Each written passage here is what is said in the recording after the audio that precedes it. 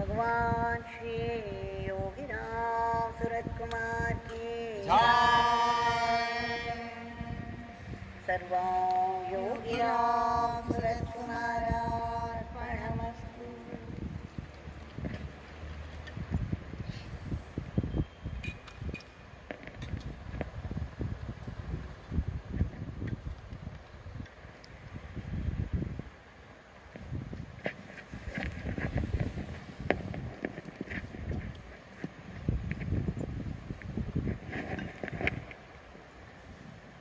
We shall offer our grateful pranams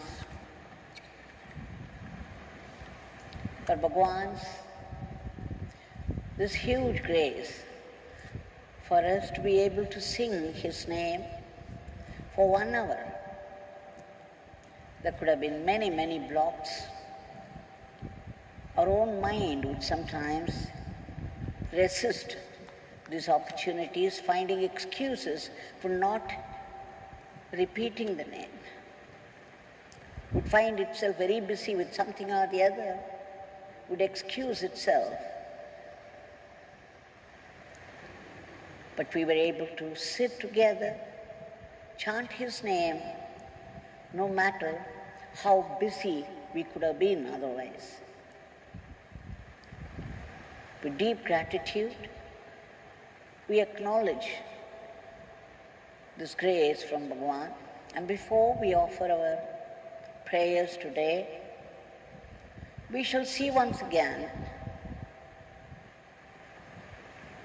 how and what Bhagwan talked to some people in Sannidhi Street House. Again today, we shall all go to Sannidhi Street House to be with Bhagwan. It was in 1980. Some people had come from Tapovanam and from other places. So let's also go and sit with them to listen to Bhagwan. A man entered and offered what we call Rama fruit, a fruit which goes in the name Rama, a very special one, very dear to Bhagwan. He said it was from Anandashram. So when he placed it before Bhagwan, Bhagwan became very happy. Oh, you are coming from Anandashram, my father's place. You have brought Papa Ramdas' blessings for all of us. And also this fruit from Sri Rama. So he celebrated this occasion with his peals of laughter, happy laughter, which drew everyone with him. And after that, he shared it with all those people seated there with him, a little to everyone, saying, it's Papa Ramdas' blessings from Anandashram on this special day. And somebody mentioned it was Mahamagam day, a very auspicious time when a tank in Kumbakonam would be specially ready for lakhs of people, thousands of people, lakhs of them, to take a dip, a holy dip in the tank on this auspicious day at the auspicious time. There would be crowds and crowds of people crowding into the place for a holy dip in the tank. Now, when people mentioned that this was this auspicious day, Bhagwan declared, oh, today this beggar would pray to his father that he should bless all of us here who have gathered in the Sannidhi Street House, just as he would do to people there. My father would bless all of us who have gathered here. This beggar would pray to Father. And then he stood up in a jump, had somebody bring some water in the coconut shell. He went out, looked up at the sun, looked up at the tower of Arunachaleshwara, and then put his hand on the coconut shell with water, blessed it. And again he went out, he looked up at the tower, at the sun, and blessed the water. He blessed the water 3 times like that. After that, he carried the coconut shell in one hand, and with the other hand, he started to sprinkle this water on everybody. What a fortune. So let us all join mentally and be with him and receive the shower of water drops, the holy drops, upon our head, right from the hand of Bhagwan Yogi Ramsuratkumar. And then he said, now you people have all had this holy dip in the Mahamagam tank in Kumbakonam. Lord Sarangapani, Lord Kumbeshwara is blessing all of you. And then he started to sing Guru Brahma, Guru Vishnu, Guru Devo Maheshwara, Guru Sakshat Parabrahman, Tasmai Shri Gurave Namaha. Guru is Brahma, the creator.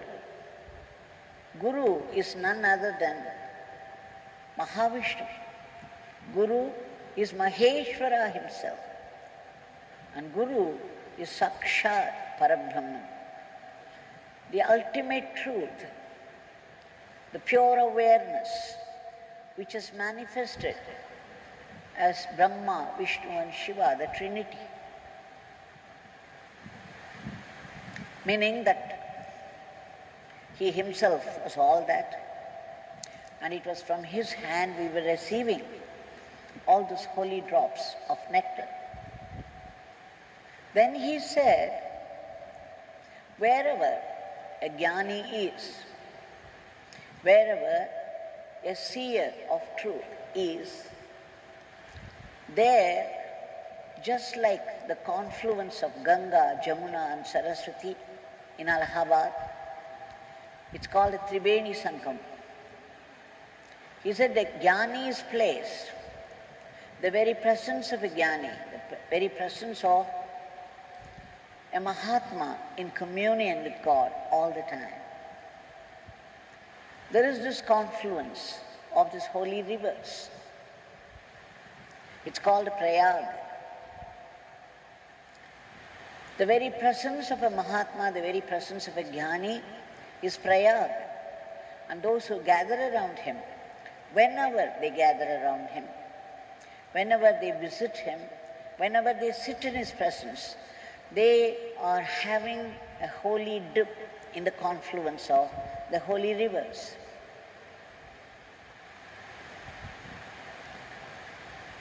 And then Bhagwan talked about the Seva. He said, the Seva to the people is Seva to God, and Seva to God is Seva to people. He said even a little Seva to God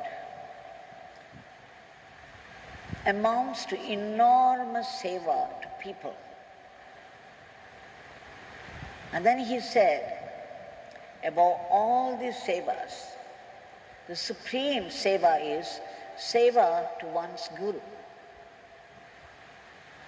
Seva to sadhus, Seva to Mahatmas.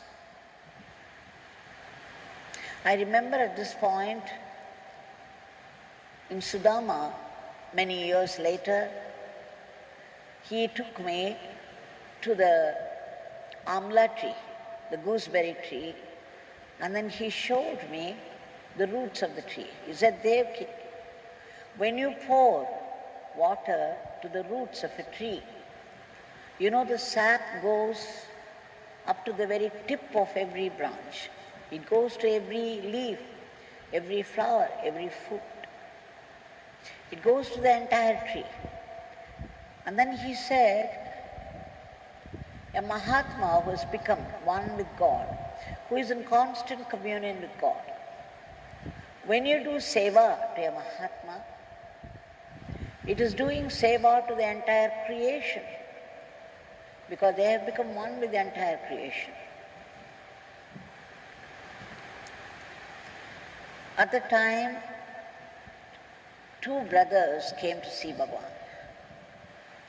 When Bhagwan was just talking about Seva to the sadhus, Seva to the poor, Seva to the Jnanis. And he was commending the service to these great souls. A man came with his brother. And then they said that the brothers the elder brother had a fall and he had fractured his hand and it was healing.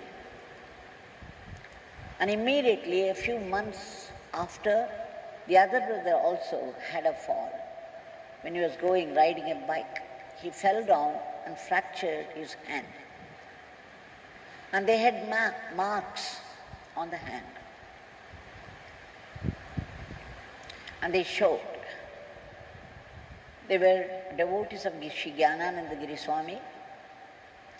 So when Bhagwan saw the fractured hand,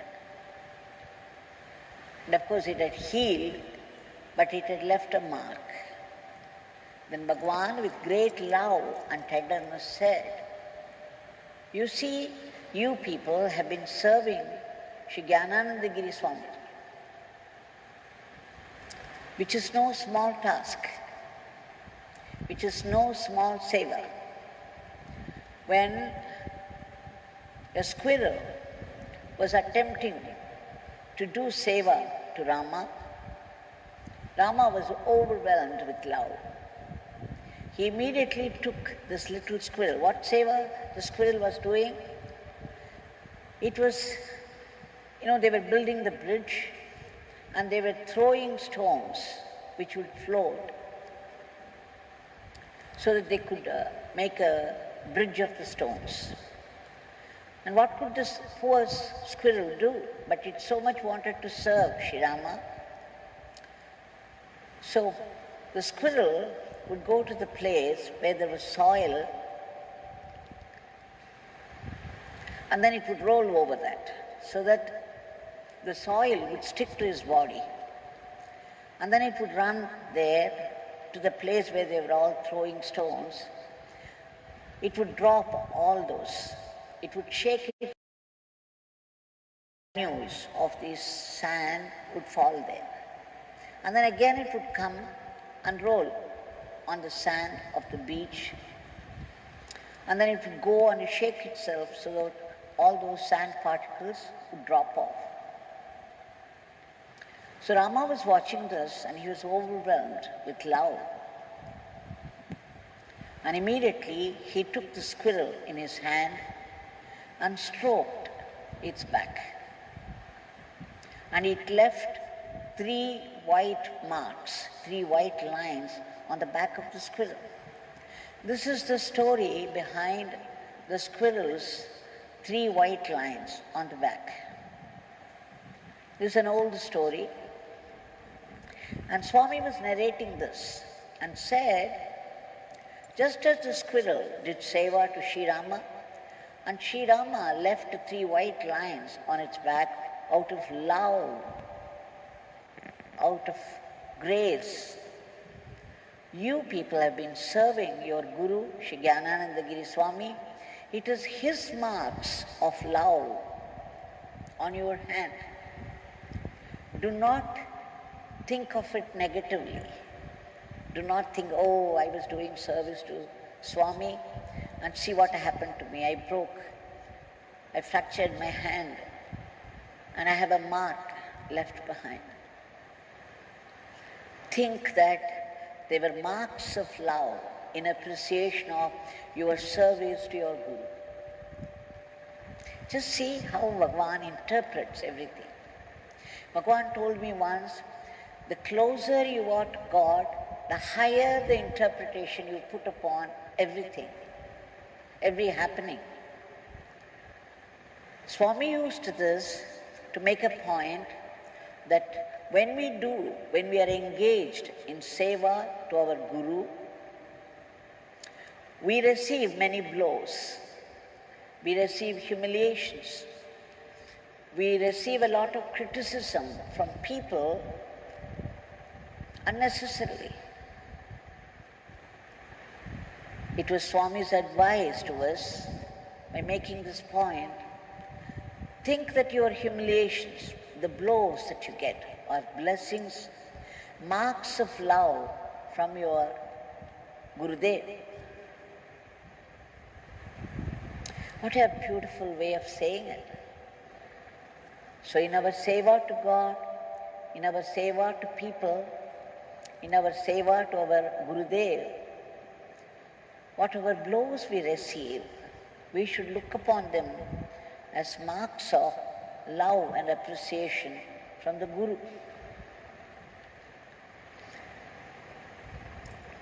And then Bhagwan mentioned Shri Hanuman. He said, just see how devoted Hanuman was to Rama Seva. When he was sent to Sri Lanka, he was captured by Indrajit. And what was more, they tied him up, they dragged him along the streets of Sri Lanka, and those Rakshasas were torturing Hanumanji. And they set fire to his tail. And yet, Shri Hanuman did not mind, did not bother with all these things. His focus was completely on Rama's work.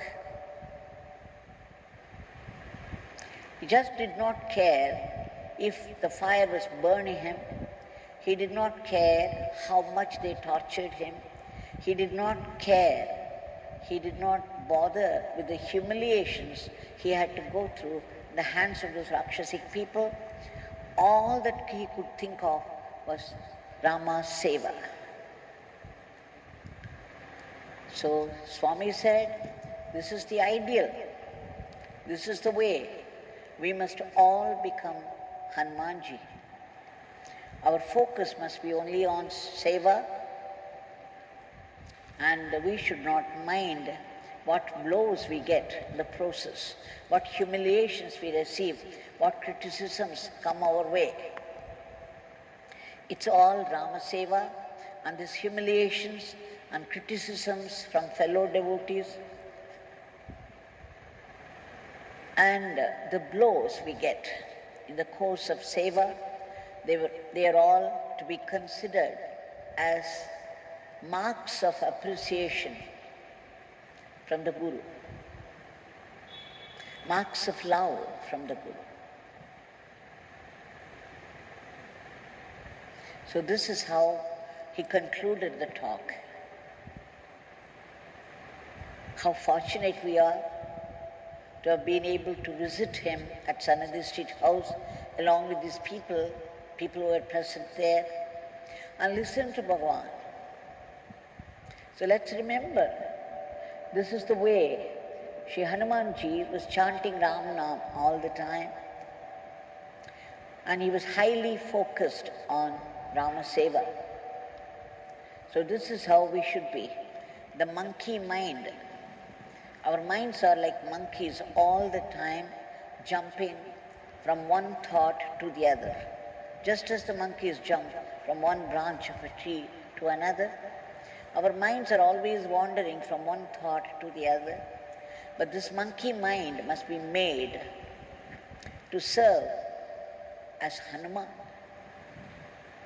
So we shall offer our prayers today at the feet of Bhagwan, praying that